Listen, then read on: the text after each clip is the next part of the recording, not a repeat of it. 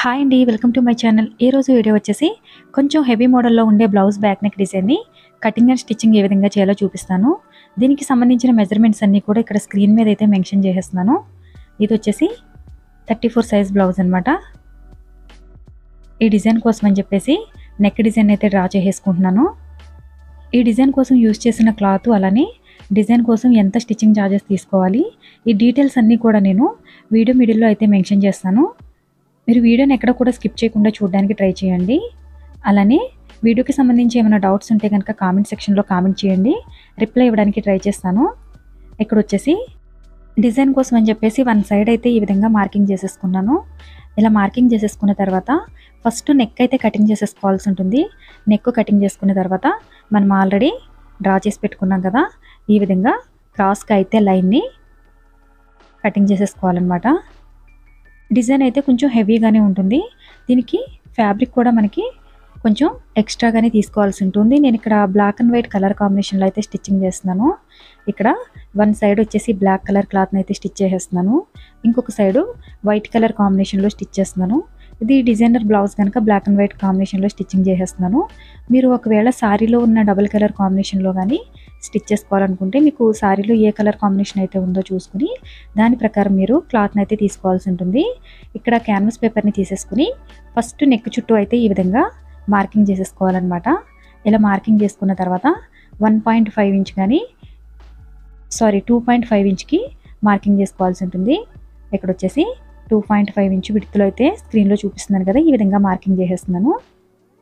ఇలా కంప్లీట్గా చుట్టూ కూడా మార్కింగ్ చేసేసుకోవాలి. డిజైన్ అయితే చాలా హెవీగా ఉంటుంది, అలాగే మనకి టైం కూడా కొంచెం ఎక్కువగానే తీసుకుంటుంది. ఈ బ్లౌజ్ కాస్ట్ వచ్చేసి మనకి లైనింగ్ బ్లౌజ్ 400 రూపీస్ నుంచి 500 రూపీస్ లోపు ఉంటే కనుక ఈ బ్లౌజ్ కోసం అని చెప్పేసి 1300 వరకు స్టిచ్చింగ్ ఛార్జెస్ అయితే తీసుకోవచ్చు. వీటికి యూజ్ చేసిన మెటీరియల్ కాకుండానే 1300 రూపీస్ వరకు తీసుకోవచ్చు. ఇక్కడ క్యాన్వాస్ పేపర్ని తీసుకుని స్క్రీన్లో చూపించిన విధంగా ఇలా ఫోల్డ్ చేసేసుకుని కటింగ్ చేసేసుకోవాలన్నమాట. ఇప్పుడు ఈ కట్ చేసుకున్న పీస్ని షోల్డర్ దగ్గర ఒక 1/2 ఇంచ్ అయితే గ్యాప్ ఇవ్వాలి. అలాగే దీని కింద కూడా ఒక 1/2 ఇంచ్ గ్యాప్ ఇచ్చేయాలన్నమాట. మనకి డిజైన్ మొత్తం కూడా 1/2 ఇంచ్ గ్యాప్ ఇచ్చేసి స్క్రీన్లో చూపించిన విధంగా మార్కింగ్ చేసేసుకుని మనం కట్ చేసి పెట్టుకున్న ఈ లీఫ్ డిజైన్ అయితే ఈ విధంగా డ్రా చేసేసుకోవాల్సి ఉంటుంది. ఇలా స్క్రీన్లో చూపించిన విధంగా డిజైన్కి మిడిల్లో మాత్రం కంపల్సరీగా 1/2 ఇంచ్ గ్యాప్ అయితే ఉంచాలన్నమాట. ఇలా మొత్తం ఎండింగ్ వరకు కూడా ఒక 1/2 ఇంచ్ గ్యాప్ ఇచ్చేసి ఈ విధంగా మార్కింగ్ చేసేసుకోవాలి. ఈ డిజైన్ కోసం అని చెప్పేసి మనకి ఫ్యాబ్రిక్ బ్లాక్ అండ్ వైట్ కాంబినేషన్లో తీసుకున్నాను కదా, వైట్ కలర్ క్లాత్ వచ్చేసి ఎక్స్ట్రాగా మీరు ఒక 1/2 మీటర్ అయితే ఎక్స్ట్రాగా తీసుకోవాల్సి ఉంటుంది. ఎందుకంటే మనకి ఇక్కడ డిజైను క్లాత్ కొంచెం ఎక్కువగానే అవసరం అవుతుంది డిజైన్ కోసం. అలానే ఫ్రంట్ పార్ట్కి పైపింగ్ కోసం అలానే హ్యాండ్స్ కోసం కూడా కలిపి 1/2 మీటర్ అయితే ఎక్స్ట్రాగా వైట్ కలర్ క్లాత్ని అయితే తీసుకున్నాను. మీకు 1.5 మీటర్లో అయితే ఫుల్ బ్లౌజ్ అయితే కంప్లీట్గా స్టిచ్చింగ్ చేసేసుకోవచ్చు. 1 మీటర్ వచ్చేసి మెయిన్ ఫ్యాబ్రిక్, అలానే డిజైన్ కోసం 1/2 మీటర్ వైట్ కలర్ క్లాత్ అయితే తీసుకున్నాను. ఇలా డిజైన్ మొత్తం కంప్లీట్గా మార్క్ చేసేసుకున్న తర్వాత ఇప్పుడు లైనింగ్ క్లాత్కి స్క్రీన్లో చూపించిన విధంగా ఈ డిజైన్ని మిడిల్లో అయితే మనకి క్యాన్వాస్ పేపర్ కదిలిపోకుండా ఉంటుందని చెప్పేసి ఈ విధంగా స్టిచ్ చేసేసుకున్నాను. ఇలా స్టిచ్చింగ్ చేసుకున్న తర్వాత చుట్టూ కూడా క్లాత్ని ఫోల్డింగ్ చేసేసి స్క్రీన్లో చూపించిన విధంగా స్టిచ్ చేసేసుకోవాల్సి ఉంటుంది. వీడియో చూసే వారికి చిన్న రిక్వెస్ట్ అండి, వీడియో నచ్చితే లైక్ చేయడం మర్చిపోకండి. అలానే వీడియో ఎవరికైనా యూజ్ అవుతుంది అనుకుంటే కనుక షేర్ చేయడం మర్చిపోకండి. మనకి వీడియోని లైక్ చేయడం వల్ల మరిన్ని ఇంట్రెస్టింగ్ వీడియోలు అప్లోడ్ చేయడానికి సపోర్ట్ చేసినట్టుగా ఉంటుంది. అలానే ఎవరైనా మన ఛానల్ని ఫస్ట్ టైం చూస్తుంటే సబ్స్క్రైబ్ చేసుకోండి. సబ్స్క్రైబ్ చేసుకుని పక్కనే ఉన్న బెల్ బటన్ని క్లిక్ చేసి ఆల్ ఆప్షన్ని క్లిక్ చేయండి. ఆల్ ఆప్షన్ క్లిక్ చేసిన వారికి మాత్రమే నోటిఫికేషన్ వస్తుంది. ఇక్కడ మనం డిజైన్ పార్ట్ ఏదైతే ఉందో ఈ డిజైన్ పార్ట్లో స్క్రీన్లో చూపించిన విధంగా స్టిచ్చింగ్ చేసేసుకుని ఇలా మిడిల్లో 1/2 ఇంచ్ గ్యాప్ ఉంచుకున్నాం కదా, ఈ గ్యాప్ దగ్గర కటింగ్ చేసేసుకోవాల్సి ఉంటుంది అనమాట. కటింగ్ చేసేసిన తర్వాత డిజైన్ చుట్టూ కూడా స్టిచ్ చేసుకున్నాం కదా, మిడిల్లో మాత్రం ఈ విధంగా క్లాత్ మొత్తం కటింగ్ చేసేసుకుని కార్నర్లోను అలానే చుట్టూ కూడా చిన్నగా కట్ చేసుకోవాలి. ఇలా కట్ చేస్తే మనకి క్లాత్ అవతల వైపుకి ఫోల్డింగ్ చేసినప్పుడు స్టిచ్చింగ్ అనేది ఫ్రీగా మూవ్ అవుతుంది అనమాట. ఈజీగా స్టిచ్చింగ్ చేసుకోగలుగుతాము. ఇది కంప్లీట్గా మనం ఈ విధంగా పీసెస్ అన్నీ కూడా కటింగ్ చేసుకుని క్లాత్ అవతల వైపుకి ఫోల్డింగ్ చేసుకున్న తర్వాత ఒకసారి ఐరన్ చేసుకోవాల్సి ఉంటుంది. ఐరన్ చేసుకుంటే మనకి స్టిచ్చింగ్ అనేది చాలా నీట్గా వస్తుంది అనమాట. కంప్లీట్గా ఈ పీసెస్ అన్నింటినీ కూడా అవతల వైపుకి ఫోల్డింగ్ చేసి ఐరన్ చేసుకోవాలి. ఐరన్ చేసేటప్పుడు బిగినర్స్ అయినా సరే ఎవరైనా సరే లైనింగ్ క్లాత్ వైపు నుంచి ఐరన్ చేసుకుంటే మనకి క్లాత్ మెయిన్ ఫ్యాబ్రిక్ అనేది కాలిపోకుండా జాగ్రత్తగా ఉంటుందన్నమాట. ఒక్కొక్కసారి హీట్ ఎక్కువైనప్పుడు మెయిన్ ఫ్యాబ్రిక్ వైపు నుంచి ఐరన్ చేస్తే క్లాత్ అనేది బర్న్ అయిపోతుంది కదా, అలా బర్న్ అవ్వకుండా ఉండాలంటే మనకి కాటన్ అయితే కొంచెం హీట్ అనేది తట్టుకుంటుందన్నమాట. అందు గురించి లైనింగ్ క్లాత్ వైపు నుంచి ఐరన్ చేసుకుంటే మనకి బెటర్ అనమాట. ఇక్కడ వచ్చేసి డోరీ థ్రెడ్ కోసం అని చెప్పేసి క్రాస్గా కటింగ్ చేసిన క్లాత్ని తీసుకున్నాను.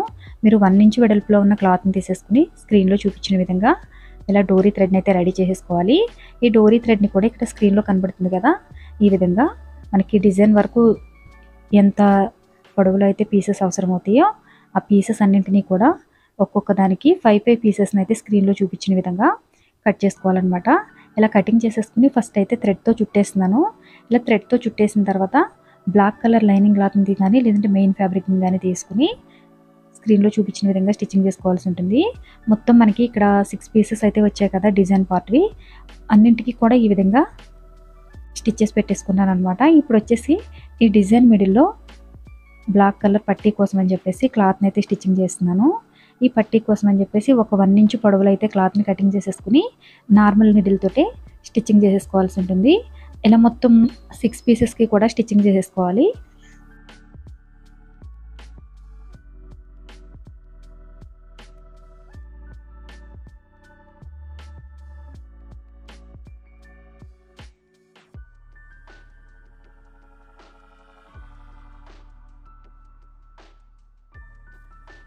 ఇలా కంప్లీట్గా 6 పీసెస్కి కూడా స్టిచ్చింగ్ చేసేసుకున్న తర్వాత చుట్టూ కూడా స్క్రీన్లో చూపించిన విధంగా ఈ థ్రెడ్స్ అన్నింటినీ కూడా జాగ్రత్తగా మనకి ఒక్కొక్క థ్రెడ్కి మిడిల్లో ఒక బీడ్స్ అనేది స్టిచ్ చేసుకునేంత గ్యాప్ అయితే ఉంచేసుకోవాలి.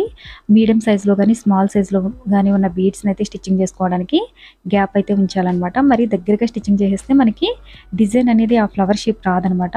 ఆ ఫ్లవర్ షేప్ వచ్చేలాగా ఉండాలంటే కనుక కొంచెం ఒక్కొక్క డోరీ థ్రెడ్కి మిడిల్లో గ్యాప్ ఉంచేసుకోవాలి. ఇలా ఎక్స్ట్రా ఉన్న డోరీ థ్రెడ్స్ అన్నీ కూడా కటింగ్ చేసేసుకోవాలి. ఇలా కంప్లీట్గా మొత్తం 1 సైడ్ మొత్తం కూడా స్టిచ్చింగ్ చేసేసుకోవాలి.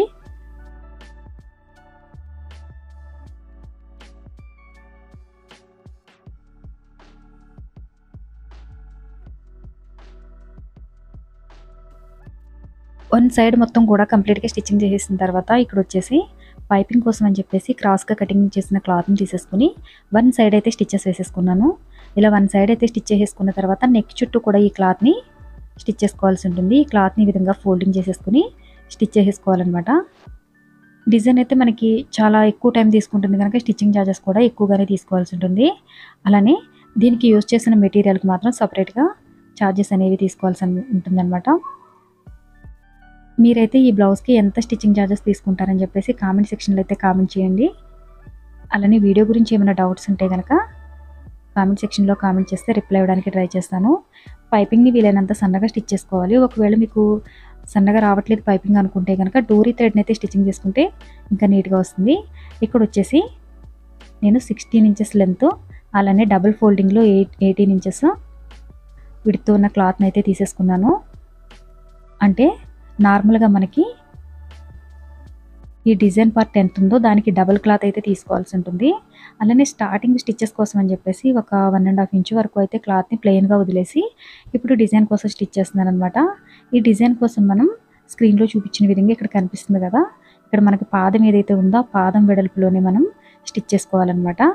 క్లియర్గా కనిపించడం కోసం జూమ్ చేసి చూపిస్తున్నాను. ఇలా పాదం వెడల్పులోనే స్టిచ్ చేసుకోవాలి. మిడిల్లో ఒక 1 ఇంచ్ గ్యాప్ ఉండేలాగా చూసుకోవాలన్నమాట. ఒక్కొక్క స్టిచ్కి 1 ఇంచ్ మిడిల్లో గ్యాప్ ఉంటే మనకి డిజైన్ అనేది నీట్గా వస్తుంది. అలానే ఇది స్టిచ్చింగ్ చేసేటప్పుడు మిడిల్లో గ్యాప్ మాత్రం ఈక్వల్గానే రావాలి. ఎక్కువ తక్కువ వచ్చిందంటే కనుక మనకి బీడ్స్ని స్టిచ్చింగ్ చేసేటప్పుడు డిజైన్ అనేది అంత నీట్ ఫినిషింగ్ అయితే రాదు. ఇక్కడ స్క్రీన్లో చూపిస్తున్న విధంగా ఫస్ట్ అయితే ఇలా ఫోల్డింగ్ చేసేసుకుని మనం స్టిచ్ చేసుకున్న ఈ చిన్న చిన్న ఫ్రిల్స్ ఏవైతే ఉన్నాయో వీటిని ఈ విధంగా ఫోల్డింగ్ చేసేయాలన్నమాట. ఇలా కంప్లీట్గా ఒకసారి స్టిచ్ చేసేసిన తర్వాత ఇప్పుడు వచ్చేసి వీటికి రివర్స్లో ఫోల్డింగ్ చేసుకోవాల్సి ఉంటుంది. ఫస్ట్ అయితే మనం ఫస్ట్ ఏ సైడ్కి అయితే ఫోల్డింగ్ చేస్తామో ఇప్పుడు రివర్స్లో ఫోల్డింగ్ చేసుకోవాలన్నమాట. ఇలా కంప్లీట్గా మనకి 1 ఇంచ్ గ్యాప్లో ఈ స్టిచ్చెస్ అనేవి వేసుకోవాల్సి ఉంటుంది. మీకు బీడ్స్ అనేవి దగ్గరగా స్టిచ్ చేసుకోవాలనుకుంటే 1 ఇంచ్ గ్యాప్లో ఈ స్టిచ్చెస్ అయితే వేసుకోండి. మాకు బీడ్స్ కొంచెం దూరంగా ఉన్నా పర్వాలేదు అనుకుంటే కనుక 1.5 ఇంచ్ వరకు వేసుకోండి. మరి 2 ఇంచెస్ అంత వెడల్పులో వేస్తే కనుక మనకు అంత నీట్గా అయితే ఉండదు డిజైన్. నేనైతే 1 ఇంచ్ వెడల్పులోనే ఈ స్టిచ్చెస్ అనేవి చేస్తున్నాను అనమాట. ఇప్పుడు మళ్ళీ రివర్స్లో స్టిచ్ చేసుకుంటూ రావాలి. ఈ విధంగా మొత్తం పార్ట్ మొత్తం కూడా స్టిచ్ చేసేసుకోవాలన్నమాట.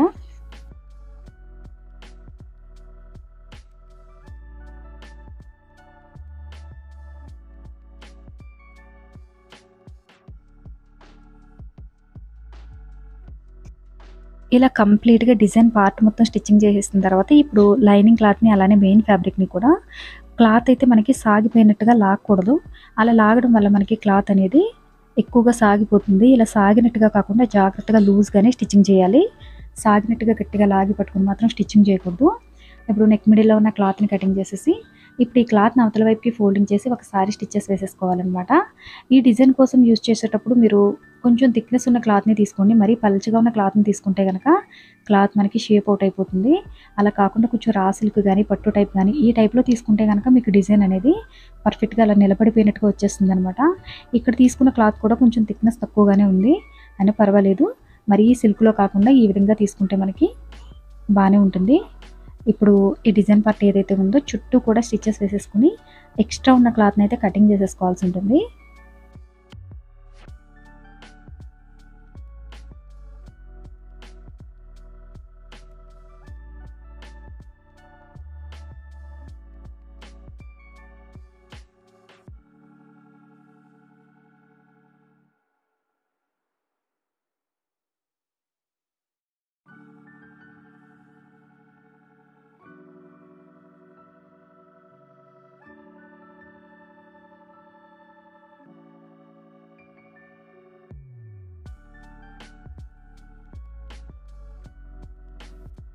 ఇలా కంప్లీట్గా స్టిచ్ చేసేసిన తర్వాత ఇక్కడ వచ్చేసి బ్లాక్ కలర్ పైపింగ్ అయితే వేస్తున్నాను. బ్లాక్ కలర్ క్లాత్ తీసుకుని నార్మల్గా మనం ముందు ఏ విధంగా అయితే పైపింగ్ కోసం తీసుకున్నామో క్రాస్ క్లాత్ని అదేవిధంగా క్రాస్గా కటింగ్ చేసిన క్లాత్ని తీసుకుని వన్ సైడ్ స్టిచ్ వేసేసుకుని మనకి వీలైనంత సన్నగా అయితే పైపింగ్ చేసుకోవాల్సి ఉంటుంది. మీకు పైపింగ్ సన్నగా రాకపోతే కనుక థ్రెడ్ పైపింగ్ అయితే స్టిచ్చింగ్ చేసుకోండి. మన ప్రీవియస్ వీడియోస్లో అయితే థ్రెడ్ పైపింగ్ని ఏ విధంగా చేయాలని చూపించాను. ఈ విధంగా ఈ సైడ్ కూడా మనం స్టిచ్చెస్ వేసేసుకున్న తర్వాత ఆల్రెడీ మనం స్టిచ్చెస్ పెట్టుకున్న సైడ్ పార్ట్ ఉంది కదా, ఈ సైడ్ పార్ట్ని అలానే దీన్ని కూడా కలిపి స్టిచ్ చేసేసుకోవాల్సి ఉంటుంది. ఇలా స్టిచ్చింగ్ చేసేసిన తర్వాత ఎక్స్ట్రా ఉన్న క్లాత్ ఏదైతే ఉందో ఈ క్లాత్ని డిజైన్లో కనిపించకుండా కటింగ్ చేసేసుకోవాలి. ఇప్పుడు టూ సైడ్స్ కూడా డాట్స్ వేసేస్తున్నాను. ఒక 3.5 ఇంచు లెంత్లో అయితే డాట్స్ వేసేస్తున్నాను. డాట్స్ వేసేసిన తర్వాత క్లాత్ని స్క్రీన్లో చూపించిన విధంగా ఫోల్డింగ్ చేసేసుకుని ఒక 1/2 ఇంచ్ క్రాస్గా అయితే కటింగ్ చేసుకోవాల్సి ఉంటుందన్నమాట. ఈ విధంగా కటింగ్ చేసుకోవడం వల్ల మనకి బ్లౌజ్ షేప్ అనేది చాలా నీట్గా వస్తుంది. ఇక్కడ వైట్ కలర్ పైపింగ్ అయితే వేసేస్తున్నాను.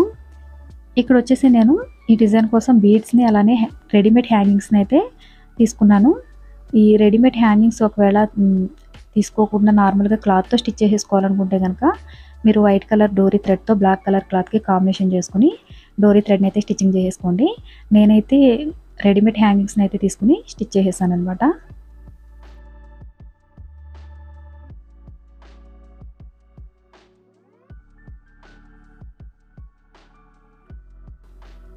వీడియో నచ్చితే లైక్ చేయడం మర్చిపోకండి. మీరు వీడియోని లైక్ చేస్తేనే మన ఛానల్ అనేది ఇంకా మరిన్ని ఇంట్రెస్టింగ్ వీడియోలు అప్లోడ్ చేయడానికి హెల్ప్ చేసినట్టు ఉంటుంది. అలానే మన ఛానల్ గ్రోత్ అవ్వడానికి కూడా చాలా హెల్ప్ అవుతుంది. వీడియోని అయితే కంపల్సరీగా లైక్ చేయడం మాత్రం మర్చిపోకండి. ఇక్కడ వచ్చేసి నేను కొంచెం మీడియం సైజులో ఉన్న లేస్ని అయితే తీసుకుని స్టిచ్ చేస్తున్నాను అనమాట. మీకు లేస్ ఒకవేళ హెవీగా అనిపిస్తుంది అనుకుంటే కనుక మీరు లేస్ని స్కిప్ చేసేసి నార్మల్గా స్టిచ్చింగ్ చేసేసుకున్నా పర్వాలేదు. నేనైతే కొంచెం మీడియం సైజులో ఉన్న లేస్ అయితే తీసుకుని స్టిచ్ చేస్తున్నాను అనమాట. మీకు నచ్చితేనే లేస్ని స్టిచ్ చేసుకోండి, లేదంటే స్కిప్ చేసేసినా పర్వాలేదు. ఇలా డిజైన్ చుట్టూ కూడా స్క్రీన్లో చూపించిన విధంగా ఇలా క్రాస్గా అయితే స్టిచ్ చేసుకోవాల్సి ఉంటుంది. తర్వాత ఇంకొక వైపు ఈ విధంగా ఫోల్డింగ్ చేసేసుకుని స్టిచ్చింగ్ చేసేసుకోవాలన్నమాట. సింపుల్ మోడల్ బ్లౌజ్ డిజైన్స్ని స్టిచ్చింగ్ వీడియోస్ చూపించండి అని చెప్పేసి కామెంట్ సెక్షన్లో అడుగుతున్నారు. నేను సింపుల్ డిజైన్స్ అయితే మన సెకండ్ ఛానల్లో అప్లోడ్ చేస్తున్నానండి, కానీ ఎవరు చూడడం లేదు. అందు గురించి అని చెప్పేసి రెండింటిలో ఒకే వీడియోని అప్లోడ్ చేసేస్తున్నాను. మీకు సింపుల్ డిజైన్స్ని స్టిచ్చింగ్ వీడియోలు చూడాలనుకుంటే కనుక ఆ ఛానల్ని కూడా ఫాలో అయ్యి డైలీ వీడియోస్ని ఫాలో చేస్తే కనుక నేను దానిలో కూడా సింపుల్ డిజైన్ వీడియోలు అప్లోడ్ చేయడానికి ట్రై చేస్తాను. Thanks for watching.